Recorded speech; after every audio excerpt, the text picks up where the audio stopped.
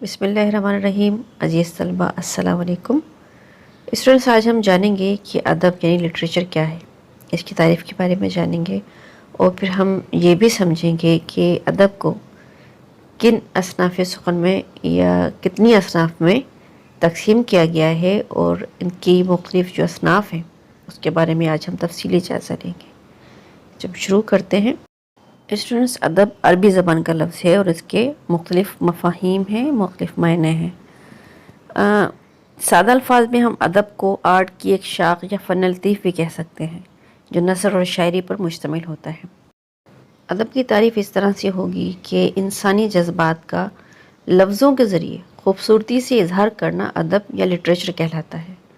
ادب کے لیے ضروری ہے کہ اس میں تخیل اور جذبات ہوں. ادب کو دو بڑے گروہوں میں تقسیم کیا گیا ہے، یعنی کہ شاعری اور نثر.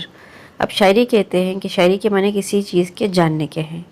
شاعری میں ایک آہنگ، ایک ردھم پایا جاتا ہے، یعنی کہ شاعری کو آپ گا سکتے ہیں، جبکہ نثر کو گایا نہیں جا سکتا. نثر کے معنی ہیں بکھری ہوئی چیز یا بکھری ہوئی شے کیا ہیں، ایسی تحریر جو عام گفتگو کی طرح لکھی جائے جس میں جملے اور پیراگراف ہوں. جانتے ہیں آپ نثر، مختلف قسم کی نثر آپ نے پڑھی ہوئی ہے. تو نثر کو ہم تقسیم کر سکتے ہیں افسانوی اور غیر افسانوی نثر میں، جبکہ شاعری کو، صنف شاعری کو تقسیم کیا جاتا ہے نظم اور غزل میں. اب اس کو جو تقسیم کیا گیا ہے کہ نظم میں پھر حمد بھی آ جاتی ہے، اس میں نعت، منقبت، مناجات، مرثیہ، قصیدہ بھی آ جاتی ہیں. اس کو مختلف ہم اس کو تفصیلی جائزہ لیں تو اس میں یہ اصناف بھی آ جاتی ہیں، اور اس کے علاوہ غزل، گیت یا واسطہ بھی آ جاتی ہے. اسٹوڈنٹ، جیسا کہ میں نے آپ کو بتایا کہ اصناف نثر میں افسانوی نثر اور غیر افسانوی نثر شامل ہیں.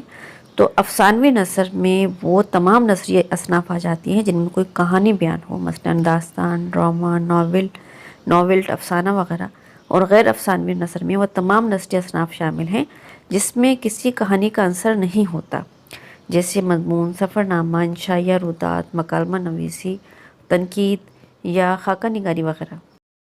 اب ہم اصناف شعر کے میں شامل تمام اصناف کا جائزہ لیتے ہیں اور یہ سمجھنے کی کوشش کرتے ہیں کہ ان کی تعریف کیا ہے اور ان اصناف سے کیا مراد ہے. سب سے پہلے نظم سے ہم شروع کرتے ہیں کہ نظم سے مراد ایسا صنف سخن ہے جس میں کسی ایک خیال کو مسلسل بیان کیا جائے. نظم میں موضوع اور حیت کے اعتبار سے کوئی پابندی نہیں ہوتی. اسٹوڈنٹس، یہ بات یاد رہے کہ نظم کو شاعر جس خیال کے تحت نظم لکھنا شروع کرتے ہیں، شروع سے آخر تک اس خیال کی پابندی کرتے ہیں اور وہی ایک خیال بیان کیا جاتا ہے. ٹھیک ہے، جس فکر کے تحت وہ لکھنا شروع کرتے ہیں اس خیال کی مسلسل پابندی کی جاتی ہے. حمد سے مراد ایسی نظم جس میں اللہ تعالیٰ کی تعریف و توصیف بیان کی گئی ہو. حمد ایک عربی لفظ ہے جس کے معنی تعریف کے ہیں. نعت کی تعریف اس طرح سے ہے کہ پیغمبر اسلام حضرت محمد صلی اللہ علیہ وسلم کی مدحت، تعریف اور توصیف کے نظمی انداز بیان کو نعت یا نعت خوانی کہا جاتا ہے. عربی زبان میں نعت کے لیے مدح رسول استعمال ہوتا ہے. نعت لکھنے والے کو نعت گو اور نعت پڑھنے والے کو نعت خواں کہتے ہیں.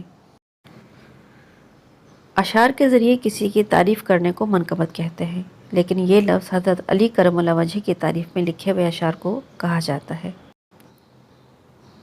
مناجات بھی اصناف شعر میں شامل ہے، اور مناجات ایسی صنف شاعری کو کہا جاتا ہے جس میں خدائے رب ذوالجلال کی بارگاہ میں دعا کی جاتی ہے. اس ضمن میں خواجہ الطاف حسین حالی کی مناجات بیوہ مناجات کی ایک بہترین مثال ہے. قصیدہ کی تعریف یوں ہوگی کہ لفظ قصیدہ عربی لفظ قصد سے بنا ہے. قصیدہ کے لغوی معنی ہے ارادہ کرنے کے.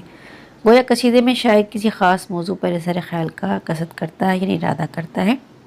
فارسی میں قصیدوں کو چامہ بھی کہتے ہیں، مگر اصطلاح میں قصیدہ اصناف شاعری کی اس صنف کو کہتے ہیں جس میں کسی زندہ شخص کی نیک دلی، انسان دوستی، شجاعت اور سخاوت کی تعریف کی جائے. شاعری کی یہ صنف سب سے پہلے عربی میں رائج تھی، عربی سے فارسی میں اور فارسی سے پھر یہ اردو میں آئی ہے. مرثیہ عربی زبان کا لفظ ہے. مرثیہ کا لفظ رسا سے نکلا ہے. رسا ایسی نظم کو کہتے ہیں جس میں کسی مرنے والے کی تعریف کی گئی ہو. اصطلاحاً اردو مرثیہ ایک ایسی صنف ادب ہے جس میں واقعات کربلا اور حضرت امام حسین اور ان کے خانوادے کی شہادت کے واقعات بیان کیے گئے ہوں. قصیدہ اور مرثیے میں صرف یہ فرق ہے کہ قصیدہ میں زندہ شخص کی خوبیاں بیان کی جاتی ہیں اور مرثیے میں مرے ہوئے شخص کی تعریف کی جاتی ہے. البتہ دونوں کا اسلوب بیان بھی مختلف ہے۔ اب اصناف شعر میں شامل ایک اور اہم صنف غزل۔ غزل کا لفظ غزال سے ماخوذ ہے، جس کے معنی ہے ہرن کا بچہ۔ غزل کے لغوی معنی عورتوں سے باتیں کرنے یا عورتوں کی باتیں کرنے کے ہیں۔ غزل اس چیز کو بھی کہا جاتا ہے جو شکار کرتے ہوئے ہرن کے منہ سے نکلتی ہے۔ اصطلاح شاعری میں غزل سے مراد وہ صنف نظم ہے جس کا ہر ایک شعر الگ اور مکمل مضمون کا حامل ہو، اور اس میں عشق و عاشقی کی باتیں بیان ہوئی ہوں، خواہ وہ عشق حقیقی ہو یا عشق مجازی۔ تاہم آج کل کی غزل میں عشق و عاشقی کے علاوہ ہر موضوعات پر اظہار خیال پیش کیا جاتا ہے۔ غزل کا آغاز فارسی زبان سے ہوا۔ غزل میں قافیے کی پابندی کی جاتی ہے، اور یہ اشعار کا ایسا مجموعہ ہوتا ہے جس میں شاعر اپنے محبوب کے حسن و جمال، آرائش و زیبائش، ہجر و وصال، وفاؤں اور جفاؤں کا تذکرہ کرتا ہے۔ اصناف شعر کی ایک اور صنف گیت ہے۔ گیت میں جذبات اور احساسات کا بیان سادہ مگر ہلکی پھلکی زبان میں کیا جاتا ہے۔ گیت میں ترنم اور موسیقی پیدا کرنے کے لیے ہندی الفاظ استعمال کیے جاتے ہیں اور صوتی آہنگ کا خیال رکھا جاتا ہے۔ مشہور گیت گو شعراء میں حفیظ جالندھری، فیض احمد فیض، ساحر لدھیانوی اور منیر نیازی کے نام قابل ذکر ہیں۔ واسخت شاعری کی اس صنف میں شاعر اپنے محبوب کی جفاؤں کا گلہ کرتا ہے، اس سے تعلقات توڑ لیتا ہے اور اس کو جلی کٹی سناتا ہے۔ اس سے اپنی طرف متوجہ کرنے کے لیے ظاہر کرتا ہے کہ وہ اس سے زیادہ حسین اور خوبصورت ہے۔ واسخت عموماً مسدس میں لکھا جاتا ہے۔ امیر بینائی اور سودا کے واسخت بہت مشہور ہیں۔ ایک اور صنف شعر ہجوبی ہے۔ اس کے معنی ہے بدگوئی یا غیبت کرنا، یعنی نظم میں برا کہنا۔ ایسا کلام یا ایسی نظم خواہ کسی بھی حیت میں ہو جس میں کسی کی مخالفت میں اس پر طنز کیا جائے یا اس کا مذاق اڑایا جائے۔ اردو ادب میں میر کی ہجویات اور سودا کی ہجویات بہت مشہور ہیں۔ ایک اور صنف شعر شعر آشوب بھی ہے۔ آشوب کے لغوی معنی ہیں بربادی، بگاڑ یا فتنہ و فساد۔ اصطلاح شاعری میں شعر آشوب ایسی نظم کو کہتے ہیں جس میں کسی شہر کی پریشانی، گردش آسمانی اور زمانے کی ناقدری کا بیان ہو۔ اصناف شعر میں شامل ایک صنف مثنوی بھی ہے۔ مثنوی کا لفظ عربی کے لفظ مثنى سے بنا ہے اور مثنى کے معنی دو کے ہیں۔ اصطلاح میں ہیئت کے لحاظ سے ایسی صنف سخن اور مسلسل نظم کو کہتے ہیں جس کے شعر میں دونوں مصرے ہم قافیہ ہوں اور ہر دوسرے شعر میں قافیہ بدل جائے، لیکن ساری مثنوی ایک ہی بحر میں ہو۔ مثنوی میں عموماً لمبے لمبے قصے بیان کیے جاتے ہیں۔ نثر میں جو کام ایک ناول سے لیا جاتا ہے، شاعری میں وہی کام مثنوی سے لیا جاتا ہے، یعنی دونوں میں قصہ ہی بیان کیا جاتا ہے۔ ربائی ربائی عربی لفظ ربا سے ہے، جس کا مطلب چار ہے، یعنی اس میں چار مصرے ہوتے ہیں۔ ربائی کو دو بیتی اور ترانہ وغیرہ بھی کہا جاتا ہے۔ ربائی خالصتاً فارسی شعراء کی ایجاد ہے۔ ربائی کا کوئی مخصوص موضوع نہیں ہوتا، لیکن شعراء کرام کی روایت کی رہی ہے کہ ربائی میں زیادہ تر پند و نصاب، تصوف، حمد، نعت، منقبت، فلسفہ، اخلاقیات اور دنیا کی بے ثباتی وغیرہ کے موضوع بیان کرتے ہیں۔ عشق کی رباعیاں خال خال ہی ملتی ہیں۔ مخمس عربی زبان کے لفظ خمس سے ماخوذ ہے، جس کے معنی پانچ کے ہیں۔ اصطلاح میں شاعری میں ایسی نظم کو مخمس کہا جاتا ہے جس کا ہر بند 5 مصروں میں مشتمل ہوتا ہے، جس میں پہلے 4 مصرے ہم قافیہ اور 5واں مصرع پہلے بند سے ہم قافیہ میں ہم ردیف ہوتا ہے۔ اس کے لیے کسی خاص مضمون، وزن یا بندوں کی تعداد کی قید نہیں ہوتی ہے۔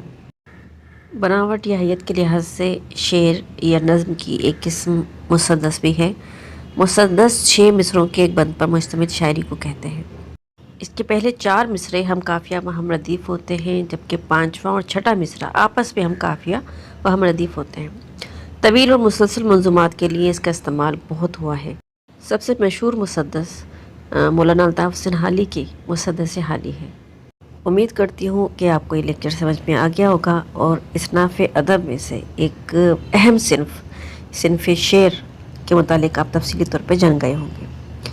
اسٹوڈنٹ سے یاد رہے کہ نظم 2 طرح سے دیکھی جا سکتی ہے، موضوع اور بناوٹ کے لحاظ سے۔ اس کے موضوع حمد، نعت، منقبت، مناجات ہو سکتے ہیں، اور جبکہ بناوٹ کے لحاظ سے رباعی مخمس مسدس کی شکل میں ہوتی ہے۔